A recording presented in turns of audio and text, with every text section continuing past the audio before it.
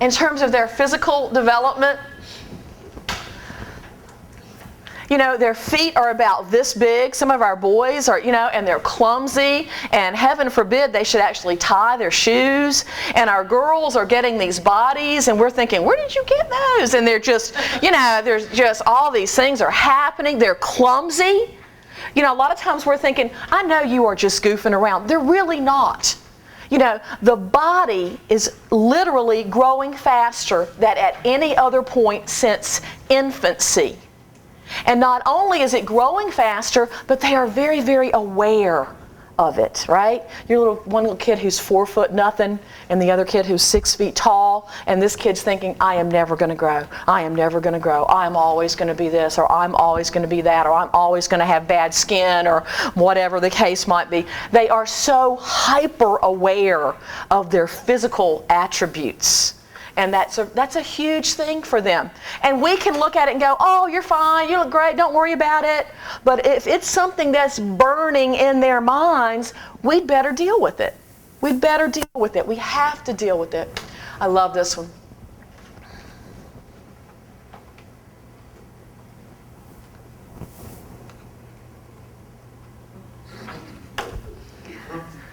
A new best friend every day. A new crisis. Forget crisis of the day. How about crisis of the hour, right? And all of a sudden, here they are, here come, not one. Never will a girl come to you by herself crying, okay? God, counselor. And then all her friends with her. And you're like, what's the problem? She got a note from, and he broke up, and we need to go to the guidance counselor with her. And because they never go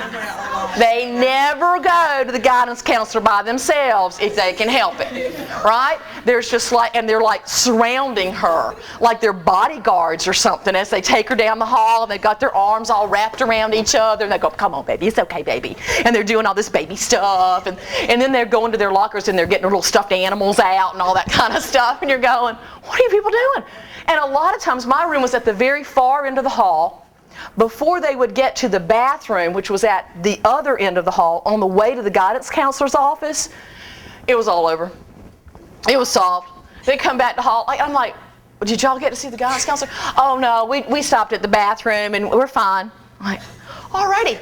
5 minutes ago, I thought the world was coming to an end, and now we just got a little water and we're fine.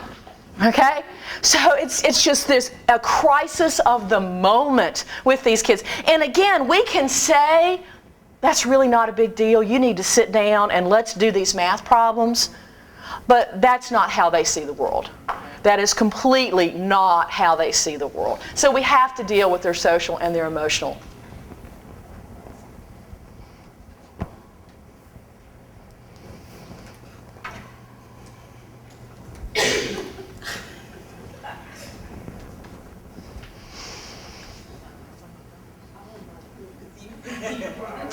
And it's like they take a vote, isn't it? They go to all their friends. Do you think I should go out with him? Do you think I should break up with him? What should we do about this? Not, heaven forbid, we should make a decision on our own.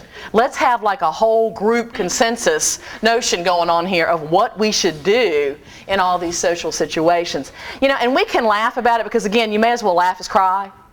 But we do need to keep in mind that there is actually nothing more difficult than teaching young adolescents than being a young adolescent.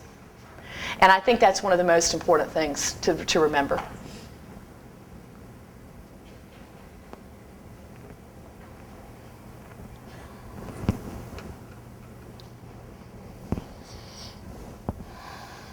So these kids feel like they're hurried, they feel like they're grown, but yet at the same point in time, they're really not.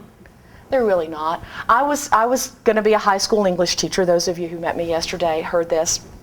I got a job in junior high, and I thought, oh my gosh, what am I going to do? I have a car payment, and I have to pay rent, and I don't ever want to do this again.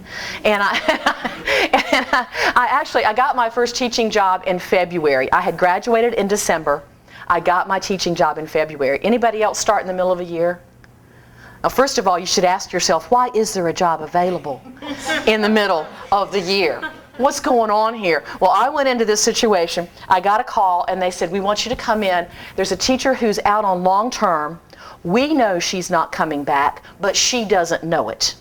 Now, first of all, I'm already confused. And I went in and I said, tell me what's going on. Well, the other teachers, after I've already said, yes, I'll finish the year, they say, oh, this teacher who was a phenomenal teacher, she had MS. It had gotten progressively worse. She had actually left in October. This is now February.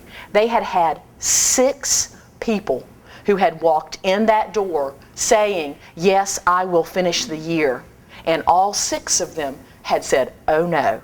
Not with this bunch. I will not finish the year. I walked in and I thought, oh my gosh. The teacher was still, because she was so, the whole emotional thing of giving up her career and everything, she was still sending lesson plans to school, thinking that this is how it should be done. She would not resign. She was still sending lesson plans, but no one had been teaching these lesson plans since October. And so she would call me and say, well, have you finished chapter? And I was going, what do I do? I can't. I was just completely freaked out by the whole thing. And teaching these kids is not an easy thing to do. It's not an easy thing to do. It's something though that we have to remember. There was a young man in my session yesterday. His name's Robert. He was on one of my sessions yesterday. And as he was leaving, he made the statement. He said, you know what? I think one of the important things to do is to remember that at one point in time, we were kids too. And sometimes people that I see, they don't remember that they were ever kids. And before you can personalize your environment, you have to remember what it was like to be a kid, but you also have to know what it's like for today's kids. Let me give you a quick example. I'm feeling pretty confident that I'm among the older, more veteran folk in the room here today, okay? You don't have to nod your head yes at that, by the way. She was not going, yes, you are. I know you are older than I am. So here's what was going on, and you can do the math. When I was 13, the Vietnam War was raging. Twiggy, does anybody else remember Twiggy? All I knew was I went, for those of you, women will understand this, I went from a 6X. Remember that? It's a little girl size. I went from a 6X straight to an 11-12, I believe. There was never any in between. But the rage that year was Twiggy. For those of you who don't know Twiggy, she's about the size of your little finger. Okay? And I thought, oh, I want to look just like Twiggy. Well, nobody I knew looked like Twiggy. The big one for me was that next to the last one there. Okay, it was huge. In fact, when Patty was looking over this for me the other night, and she said, you got to shave your legs when you were 13? I did not get to shave my legs until I was 14 years old. We had this big old conversation about shaving your legs and all this kind of stuff. And the last one, my home room, my school was a horseshoe-shaped school. I don't know whoever came up with that idea, but it was a horseshoe-shaped school. My home room was in the basement on this side of the horseshoe. We were not allowed to go outside and cross to the other side. You had to stay in the building. My first period class, you had to walk up to the 3rd floor and all the way around the horseshoe in 4 minutes. And I thought, I'm never going to do this. I'm going to be spending all my entire life in detention. This is just going to be a nightmare. And that was my introduction to junior high back in the day. Here's what I'm going to ask you to do. Do the math for yourselves. I'm not going to ask you to give us the date. All right? Do the math for yourselves. Grab another sticky note and jot down 3 things. A sticky note, index card, whatever. 3 things from your life when you were 12 or 13. Can be positive, can be negative, can be something about who were your friends, where did you spend vacation, what were you doing, what did you like, anything that you remember about the time when you were 12 or 13 years old. 3 things on that slip of paper for me, please.